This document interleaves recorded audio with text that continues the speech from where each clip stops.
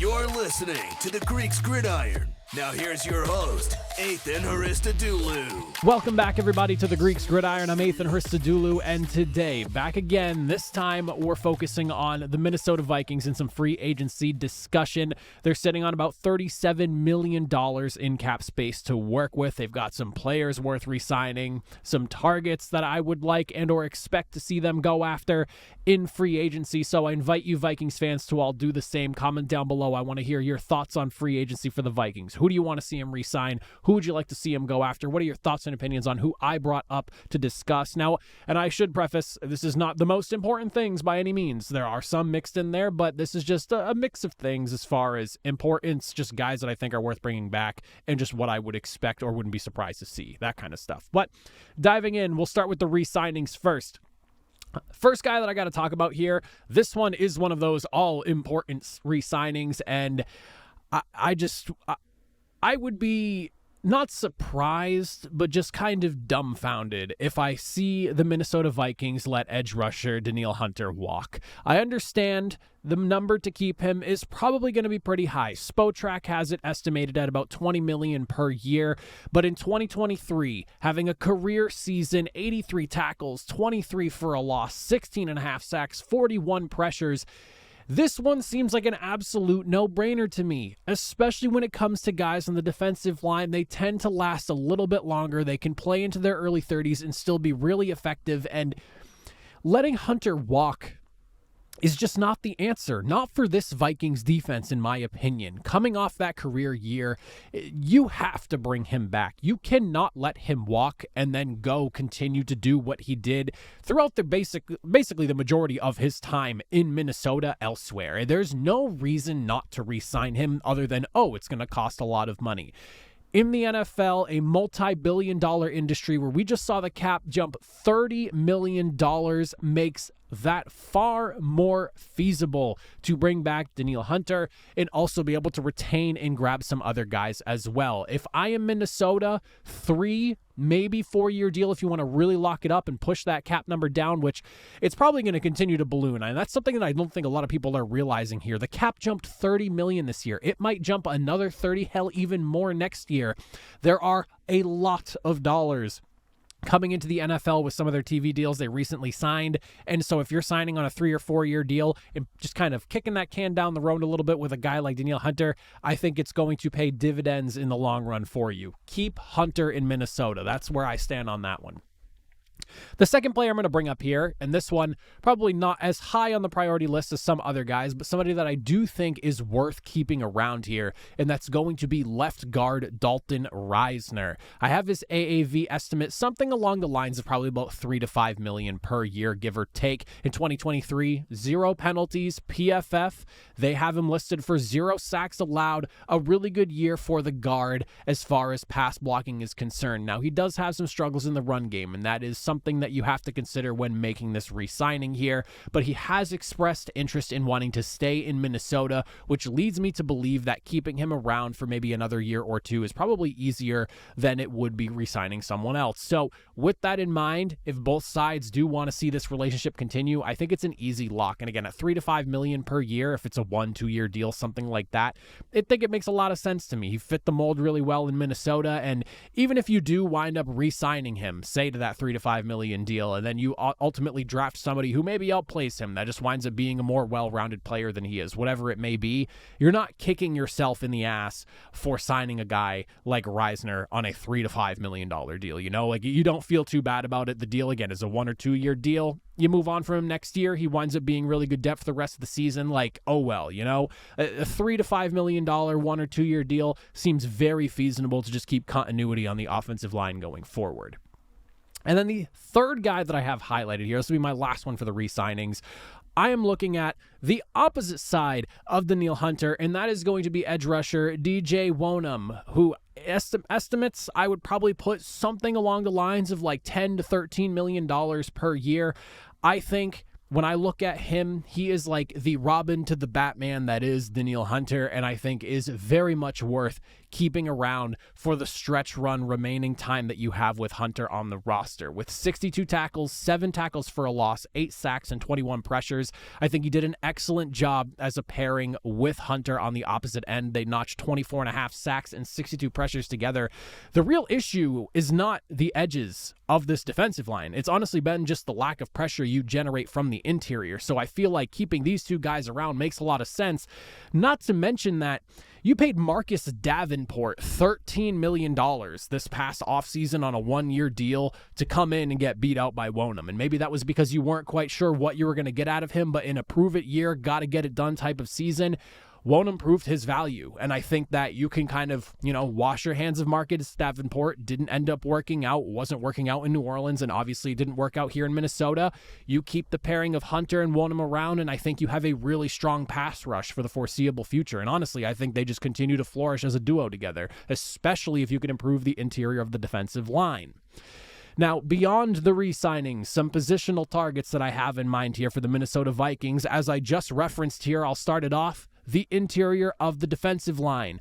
With all that talk that I had about the edges of that D-line, I do think the interior does need some work. Harrison Phillips and Jonathan Bullard combined for only 5 sacks and 11 pressures. Now, I will say it is worth mentioning that the Vikings were a top 10 unit against the run, and that is something that's worth considering here when you decide whether or not to bring Bullard back because he is a free agent. However, I wouldn't be too shocked to see Bullard allowed to walk so that you could go bring in a guy on the interior that's a little bit more effective when it comes to rushing the passer and getting to the quarterback and creating havoc inside the pocket.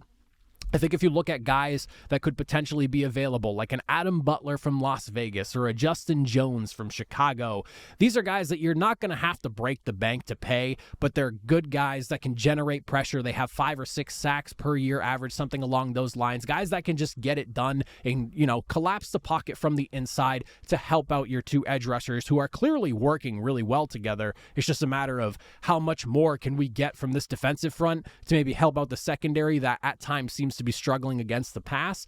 I think seeing something like that happen wouldn't be too surprising.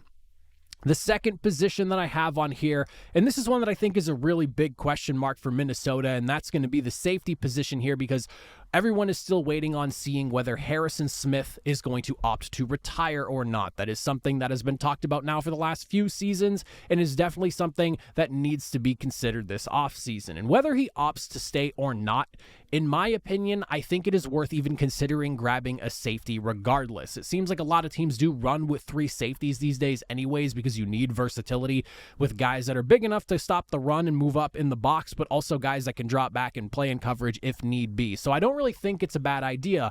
And unfortunately, when you look at the situation with Lewis Cine right now, he's played 10 snaps since being drafted in 2022. 10 snaps.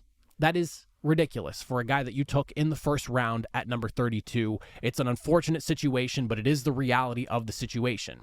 Now, that being said, this is a market to be in for safety. I will say that. And I've said that about a handful of teams this year. If there was ever a year to need a safety and want to look at a guy that's young but talented and can still continue to grow in maybe your system, I look at this year as an opportunity to either do one of 2 things. If Harrison Smith winds up just deciding to retire right off into the sunset, that be it.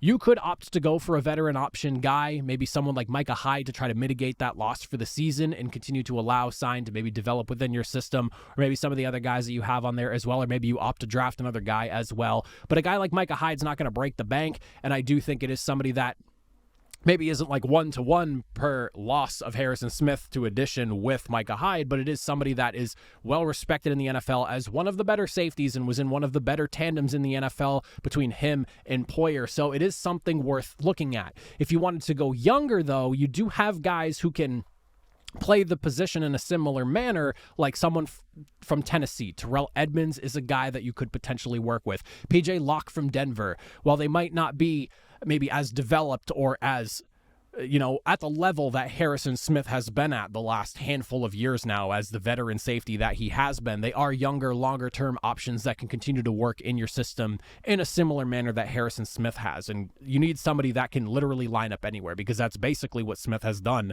for the last 8-9 years of his career. The guy literally lines up on the D-line, in the box, as a safety out back. He can line up in corner or in the slot if you need him to for a specific play, whatever the matchup calls for. So you want to look for guys that specifically kind of fit that mold, and I think some of those guys I just mentioned are at least options worth looking at, whether he does retire or not. And if he doesn't retire, you're probably looking at the younger options. If he does retire, maybe you open up the gate a little bit more and look at some of the more veteran options to try to mitigate that loss as much as possible. And then the third position and final that I have highlighted here, and this is one that I think definitely needs some work and consideration, is going to be the running back position. The Alexander Mattison experiment, I would say, went about so-so. Fumbles at really inopportune moments, and on top of that, 700 yards rushing on the season. I don't really think it's going to cut it for a lead back type of guy, and I do think that an upgrade to the running back room is necessary to make this room more competitive and try to get the absolute most out of it. Thankfully, very stacked running back class this free agent period coming up, and there are a lot of guys that you could roll around the idea of, but there's someone that I really, really love the idea of that got an opportunity due to a situation last year and hit it out of the park, and that is going to be running back Zach Moss. I think he would be an excellent fit. He's a guy that can run the football, but he can also catch out of the backfield to be an effective receiver, and it's very clear to me that he deserves an opportunity to be a running back one somewhere. I know in, fantasy land, as somebody who has rooted for the Colts in my life, it would be awesome to see Zach Moss and Jonathan Taylor continue to do their thing in Indianapolis, but I just don't think that it's going to monetarily be able to work, because I do think Zach Moss is in line for starting running back money, and I feel like in Minnesota, he could be a really effective guy. Other than that, if you wanted to swing a little bit heavier and spend a little bit more money, if you wanted to go instead of like committee or just, 60-40, 65-35 split between Moss and maybe Madison or somebody else, if you opt to move on from Madison, you could target guys like Josh Jacobs or Austin Eckler. I think Josh Jacobs could be had at a little bit more of an affordable price now that he came back down to earth this past season and had less of a productive year than he did the season prior. Or someone like Austin Eckler, who during his career has been very good, and at times I would consider one of the best running backs in the NFL, but within a season that he maybe didn't quite produce as he has in years past, you might be able to get him cheaper this year than you would had this been like 1 or 2 years ago.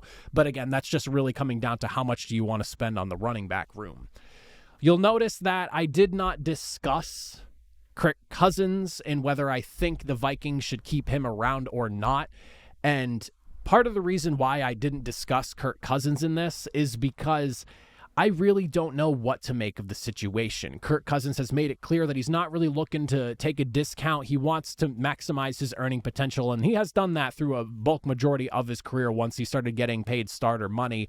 And I think he wants to continue doing that. And with my ideas of, re-signing Danielle Hunter and probably paying Wonham as well, you're investing a lot of money on the defensive line, and I just feel like even with that jump in $30 million in cap space here, on top of all this, you have to worry about paying Justin Jefferson as well. I just don't know if there's enough money to go around to keep a decent portion of your team intact while still paying Kirk Cousins. It almost feels like a necessary evil in allowing Kirk Cousins to walk and going after a rookie quarterback in the draft and maybe signing a veteran, somebody who can at least solidify the mentor role for whoever that is, or at least bridge the gap while that rookie quarterback gets themselves ready. That's kind of the way I'm anticipating things happening.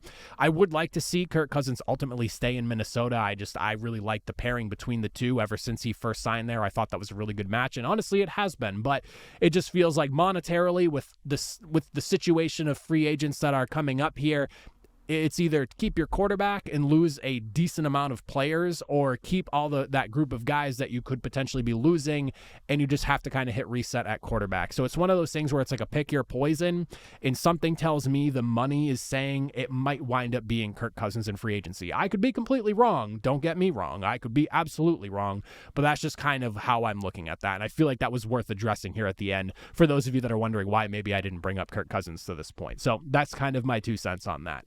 But let me know, Vikings fans, in the comment section down below. What are you guys thinking? What do you want to see from Minnesota? Who do you want to see them keep? Who do you think is worth going after? What holes you need to fill as far as the Vikings are concerned? What are your thoughts on the Kirk Cousins situation? What do you think happens there? I'd love to hear all of that and more. But that is it for me as always. If you took the time to reach the very end, I greatly appreciate it. I'll see you all next time. Have a good one.